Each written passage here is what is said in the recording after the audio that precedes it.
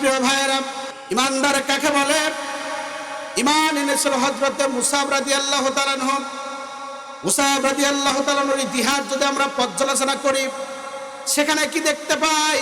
মুসাব রাদিয়াল্লাহু তাআলা আনহু 18 বছরের যুবক ছিলেন, টকবকে যুবক। রাসূল করিম সাল্লাল্লাহু আলাইহি সাল্লামের যখন দরবার শরীফে অর্থাৎ রওজা মুবারকে আসতেন, মসজিদে নববীর ভিতরে আল্লাহর রাসূলের দরবারে যখন আসতেন, এই মুসাব রাদিয়াল্লাহু তাআলা টকবকে যুবক 18 বছরের। এই মুসাব রাদিয়াল্লাহু তাআলা এত বড় লোকের সন্তান ছিলেন, একদিন যে হেলমেট ব্যবহার করতেন সেই হেলমেটটা পরের দিন আর ব্যবহার করতেন না। একদিন যে জামাটা ব্যবহার করতেন পরের দিন আর সেই জামাটা ব্যবহার করতেন না।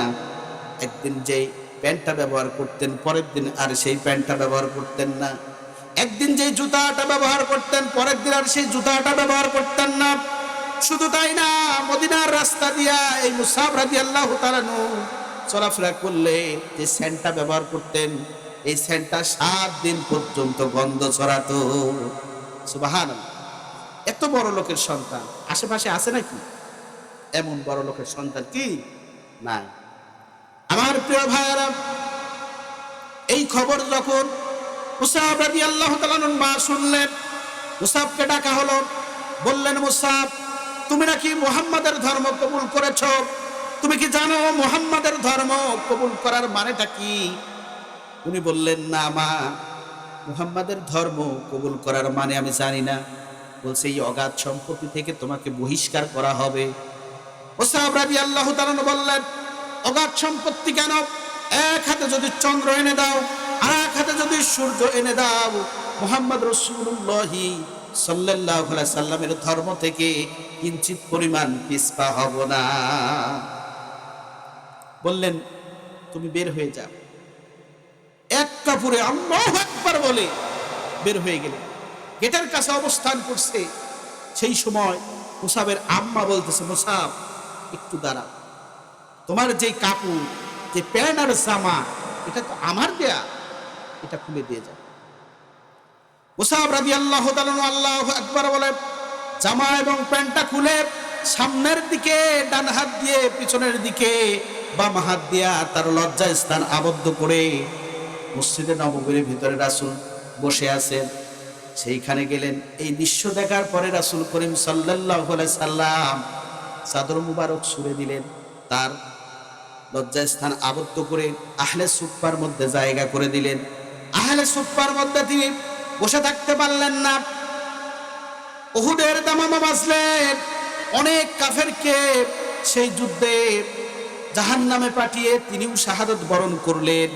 এমন শাহাদত বরণ করেছিলেন, নাক কাটা হয়েছিল, চোখ উপড়ে নেওয়া হয়েছিল, মাথা থেকে গর্দান থেকে ধর আলাদা করা হয়েছিল, চোখ নাই, পরনের কাপড় সহকারে খুলে নেওয়া হয়েছিল। আল্লাহর রাসূল এই যুদ্ধের ময়দানে দন্দর মোবারক শহীদ করেছিলেন।